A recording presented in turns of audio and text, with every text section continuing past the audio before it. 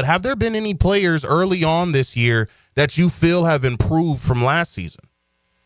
Yeah, there's a whole bunch, and we were just talking on the podcast that you mentioned about who the most improved players were this season, and the list is just like, it's at every level. It's guys coming out of nowhere. You look at sort of a Ty Jerome in Cleveland, where he basically salvaged his career by entering the Sixth Man of the Year race. You have Peyton Pritchard in Boston, who's probably the favorite to win Sixth Man of the Year, but might win Most Improved Player as well. He has just been annihilating defenses on offense. Right. And the other thing is we have these guys who they're already established or they're household names, but they're clearly making these jumps. And I think four stand out to me in particular. People might not watch a lot of Pistons, but Cade Cunningham is he's probably an all-star this year. Also, you have Jalen Williams in Oklahoma City. The level of work he's doing on offense this year has been huge. Evan Mobley is finishing through contact better than ever, and he's probably like a top 3 defensive player of the year candidate as well. I think that's going to be interesting when you get to all NBA discussions. And I think the big one, not necessarily close to you, but in Florida, Franz Wagner is an MVP candidate. Thank you. Right now. And that's just like, I was someone who wasn't a fan of his contract. I thought Orlando should have negotiated the extension harder, but I had the Magic ticketed for, they need a trade or their season's going to be basically over without Paolo. And he's coming in, and I think people will harp on the efficiency, but he's doing so much. He's part of a good defense. He's setting up shots for everybody else, and you ultimately need someone to take those looks while creating for themselves. So he has been, we're actually about to do our awards ballots at the quarter poll, and I think he's probably going to be 4th or 5th on my MVP ballot so far. Dan Favale of Bleacher Report, our guest here on Open Gym. You can follow him on Twitter at Dan Favale. Staying on the Orlando Magic, do you think that this team could be a legit threat out east? I mean, you talk about Paolo being out, and I know there were a lot here in the state of Florida and many across NBA circles who were probably closing the door on Orlando's playoff chances when Paolo Banchero was announced that he would be out for quite some time with that oblique. But Franz Wagner has stepped in. He has kept the team afloat. And honestly, I mean, he's one of the catalysts for the reasons as to why they remain the 3rd seed within the Eastern Conference. But I'm thinking once Paolo Banchero comes back, if Franz keeps this heater that he has been on this stretch of games with Paolo being out, this team may give a scare to a team like the Cleveland Cavaliers or even the Boston Celtics. But, I mean, that's just from my vantage point. With you being a part of the national media, kind of how are you seeing it? Could the Orlando Magic be a threat out east once Paolo gets back? Yeah, absolutely. And look, their offense was doing pretty well when Paolo was healthy. I mean, we're mentioning Franz as an MVP candidate now. Paolo, through those first 5 games, looks like he was going to be an MVP candidate. I think what you've discovered in Wagner is we kind of always knew that he could shoulder a heavier scoring workload, and we've seen flashes of the playmaking, but now you've maybe opened up different staggering patterns where if you just want him to lead these units without Paolo when he's catching a breather, and you can flesh out your rotation more from there, I think that helps you come playoff time. My one concern would still be is that this team just needs an outside shot maker, like a caps lock outside shot maker. And when you get to the playoffs and defenses are game planning around you for a full 7-game series, I think you're going to see the brunt of their limitations right now. That could come back to haunt them. We saw it come back to haunt them a little bit against Cleveland. And so I still want to see them get a guy who could maybe open the floor up more for both Paolo and Franz. I know KCP is supposed to be that dude, but thus far he has not been.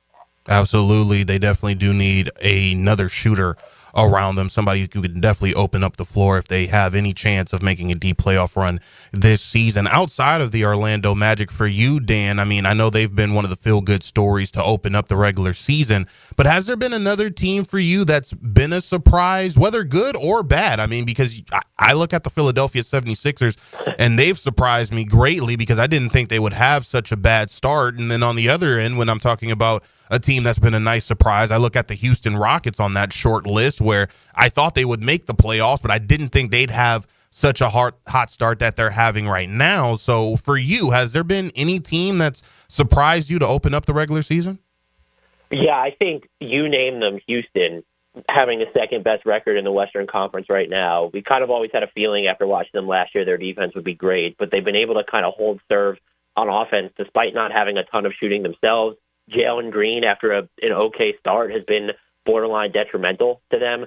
And to just see what they're doing, I think everyone's kind of begging for them to make some type of consolidation trade but I'd loop them into the same category as the Magic, as if you can acquire just a shooter to be a part of your rotation, I think it opens up a world of possibilities immediately. And look, the thing with Houston is they might have that guy on the roster in Reed Shepherd if he could get some more playing time. Right. And then I have to shout out the Clippers too, just because I had them penciled in for dead after Paul George left with the Kawhi injury.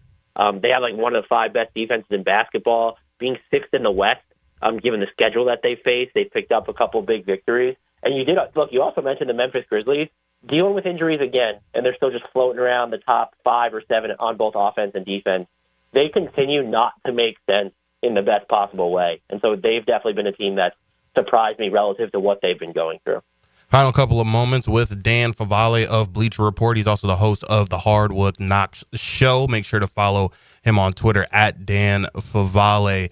You talk about the Clippers. I'm a little bit disgusted being a Los Angeles kid because I'm a Lakers fan. But Dan, I watched the game last night and the Lakers lose yet again in heartbreaking fashion. It really seems like they're struggling to figure it out. You being a part of the national media, is it time for me and Lakers fans abroad to panic about this team? And are there moves that need to be made, and how soon should the Lakers begin to make them?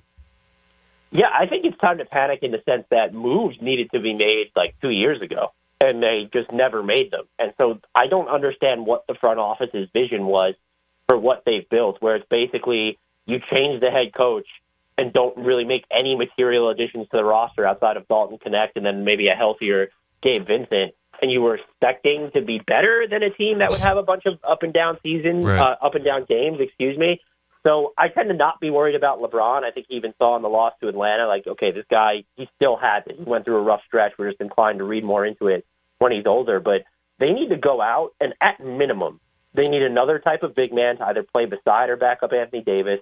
And then this roster desperately, desperately needs a wing, like an actual wing who's going to be able to give you a lot on defense, preferably without submarining your offense. And look, I think you could also make the case that if there is a third star available that you're able to consolidate into, that's also what this team needs. But I think more than anything is that it needs depth, trustable depth, because I think as of right now, you go up and down their roster, there's maybe like 4 or 5 guys that you would just trust on any given night, and that's just not enough to survive in the Western Conference. Before we let you go, talking about the Western Conference and the Eastern Conference as we have with you, it really feels like maybe we're on the fast track to seeing a Thunder Celtics NBA Finals, but you do see the Cleveland Cavaliers and the start that they had. We've also talked about the Houston Rockets being really solid to begin the year. Are there any teams out west that you think can challenge the Oklahoma City Thunder in terms of making the NBA Finals or giving them a scare? And then also on the other side, is there a team out east that you feel can scare the Boston Celtics in terms of representing the East in the NBA Finals this year?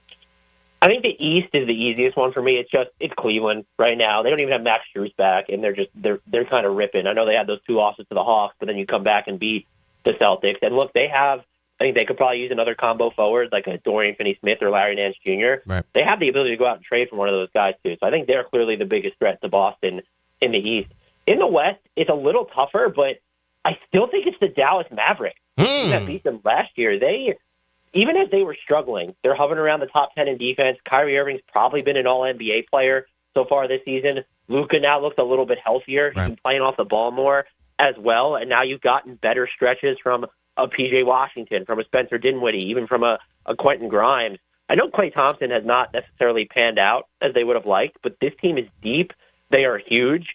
And I think people have actually slept on them a little bit to start the season. So I honestly believe as of right now, they are the biggest threat to the Thunder in the Western Conference. It is so fun knowing that we have a whole lot of season left. We are barely 25 games into this, and we're always grateful to have Dan Favale give us insight